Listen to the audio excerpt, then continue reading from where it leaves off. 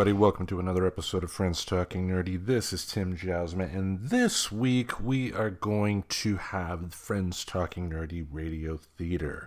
As has been mentioned on the show in the past few weeks, both the Reverend Tracy and I have been busy with individual things. The Reverend, of course, is packing for a move to Maine, and I was wrapping up this semester of school here. So, being that it was a busy week, we thought we would take a little bit of a break. But, as usual, we did want to leave some content here for you to check out. So, why not check out another episode of The Adventures of Superman? So, kick back, relax, and enjoy Clark Kent, mild-mannered reporter. Presenting Superman. Up in the sky. Look, it's a bird. It's a plane. It's Superman. And now, Superman, eighth wonder of the modern world. Visitor from a distant planet whose strength knows no limits, whose endurance is beyond anything humanity has ever known. We have seen how the child of Jor-El and Lara was placed in the rocket ship and sent on his way to Earth. During the long journey of the rocket ship to the Earth, the child has become a man. The rocket landed in a desert. Superman stepped forth full grown to explore this strange new world in which he found himself. Today, as our story continues, we find him hovering with his curious power above a quiet highway in Indiana. A trolley car is just pulling up the hill, and as Superman wheels and turns in curious flight, unseen below, a man and a boy come out of the shed that serves as waiting room.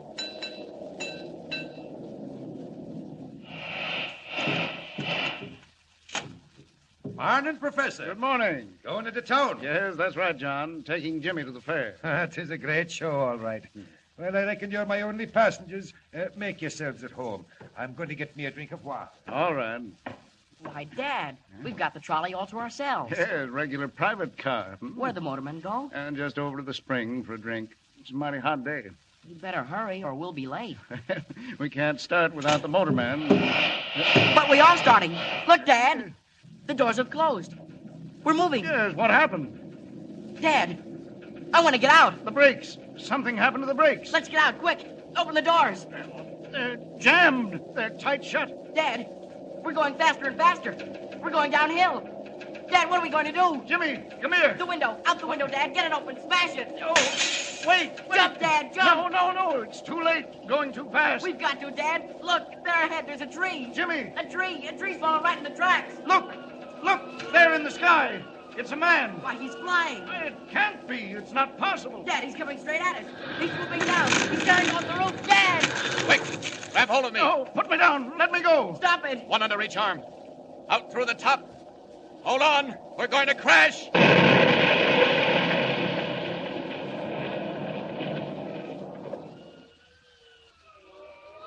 Well, we just got out of that in time. The trolley car's a wreck. Smashed into a million pieces. Where are you going? What are you doing to us? What's happening? Put us down. Don't be frightened. You're all right. I had to get you out of there in a hurry. Pulling off that roof was the only way. Now we're going down again. Down. There you are. Safe and sound in the field. Well, I don't know what to say. Quite all right, Professor. Getting you and the boy out of that car was nothing. I can't believe it. Who are you, anyway? Where do you come from? I have no name. I come from a world that no longer exists. Here in this world of yours, men would call me a Superman. It's a dream. A wild, impossible dream. But, Dad, it happened. We saw it. He flew down, took us under his arms. And out of the car, that's all. Nothing so strange about that. And you saved our lives, Jimmy's and mine. I don't understand even now, but I'm grateful. Are you, Professor? Well, do you doubt it? Would you do something to prove it? Would we? Anything at all. Then make me a promise.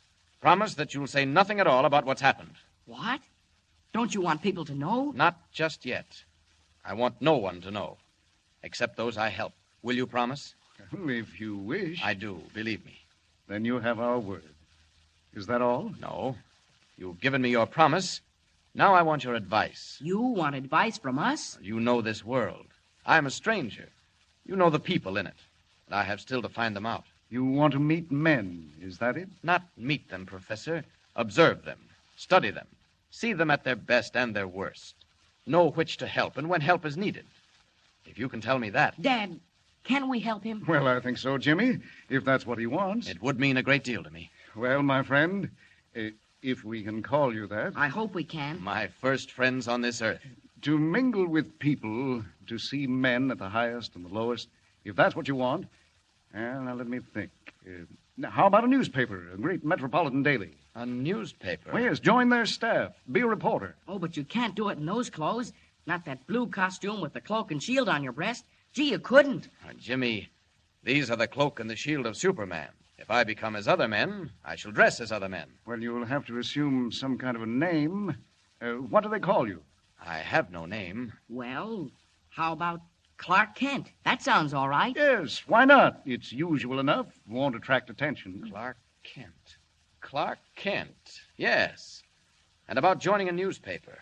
That should give me an opportunity to learn the troubles of men, to know whom to help and when help is needed. I'll do it. Many thanks to both of you for your advice. Well, no thanks are necessary. If there were only something more. Just this. Remember your promise. Never to reveal my identity. And now, goodbye. I've stayed too long, and I'm off. Goodbye. Goodbye. Goodbye. They're right. Superman must become a reporter. A reporter by the name of Clark Kent. Clark Kent. I'll do it.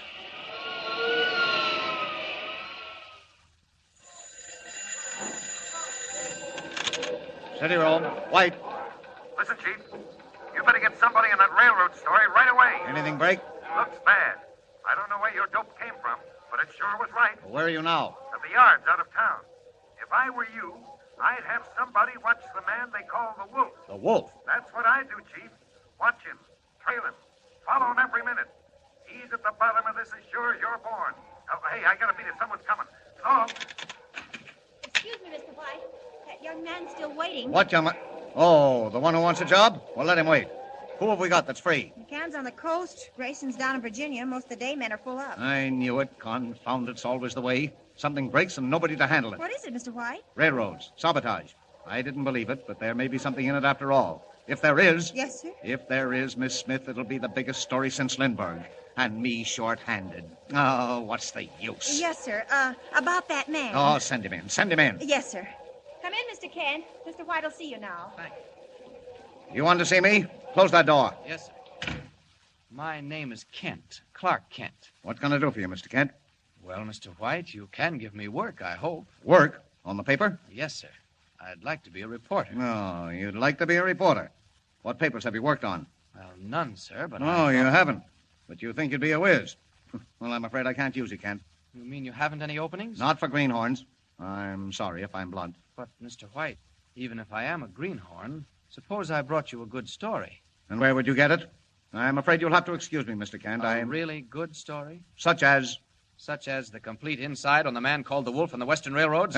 What's that? You heard me. Do you want that story? Do I want it? Well, I should say I do. But look here. I think I could get it for you, Mr. White. What do you know about the Wolf? A little bit. Where did you ever hear his name? Connection with railroads, Mr. White. Oh, stop beating around the bush. I only heard the beginning of that myself yesterday morning. Not a paper in the country's carried a line, and yet... And yet I come in here and talk about it. I think I could do something with it, Mr. White. Now, look here, Kent. Mysterious secret messages have threatened to tie up every railroad in the country, beginning with the Western. For a while, the road paid no attention, and then the cracked flyer on the P&R went off a bridge. Yes, I read about that. Naturally. But you didn't read about the warnings because they weren't printed. Weren't printed? No, and they won't be. Not until we've checked all the angles. And then this man, the Wolf. Oh, yes, the Wolf. Now, where do you come in? How did you get to know the Wolf? Excuse me. Sit here, White. my friend, tomorrow night, the Silver Clipper leaves Denver for the west. It will not arrive in Salt Lake City. Hey, what's that? Who's this? I have been called the Wolf. Goodbye. Hey, come back here. Come back here. Wait. Yes, Mr. White? Where did that call come from? I'm sorry, sir. The party's been disconnected. Ah, nuts. Beg your pardon, sir, but if that call did come from the Wolf, I should be inclined to believe it. Huh? How do you know who that was? If I were you, I'd warn the officials in charge of the Silver Clipper. Look here. You couldn't hear that phone. What is this? How do you know who called me? As I was saying, Mr. White, suppose I brought you a good story. The story of the Silver Clipper and the Wolf. I take chances, Kent. I'm going to take a chance on you. Thank you, Mr. White. It's 2,000 miles. You'll have to hop a plane. I'll get there, Mr. White, in spite of the weather. Lord, I hadn't noticed the weather. Well, get to the airport anyway. You rang, Mr. White? Miss Smith, this is Clark Kent, temporarily attached to our staff.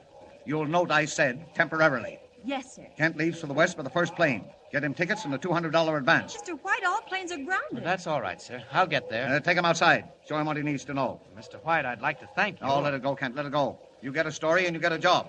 You're either clairvoyant or the luckiest guesser alive. Either way, I can use you. But if you miss out, well... This way, Mr. Kent. Thank you, Miss Smith. It's nice of you to show me around. Pretty lucky, I'll say. 100 good newspaper men walking the streets, and you stepped right into a job. I say, I am lucky. You wait in here. It's the anteroom of the cashier's office. Well, I really don't need an advance. Oh, playboy in disguise, eh?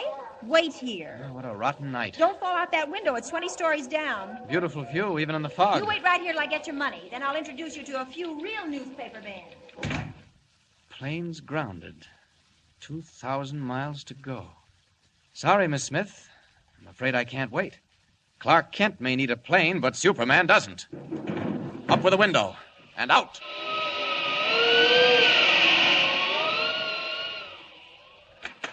Ted, I hope I didn't keep you waiting too... What? Miss Smith! Miss Smith! Oh, what's wrong? That man! Did he go out, that Clark Kent? Nobody went through the city room. He didn't go out. Well, I left him right here, the window. Oh, the open window. He went through it, and it's 20 stories down. He went out through the window? Out the open window, 20 stories above the ground. In the wink of an eye, Clark Kent, cub reporter for the Daily Planet, becomes Superman, eagle of the sky, winging his way west over city and plain, river and mountain, through the storm-swept night. But will he be in time? Can he checkmate the strange figure called the Wolf, discover the plot, save the Silver Clipper, roaring toward Denver at 90 miles an hour? And remember, don't miss the next installment of Superman. Up in the sky. Look! It's a bird. It's a plane. It's Superman! Superman is a copyrighted feature appearing in Action Comics magazine. Subscribe to Friends Talking Nerdy on iTunes, the Google Play Music Store, as well as Spotify. Remember to support Friends Talking Nerdy on Patreon. Goodbye, darling.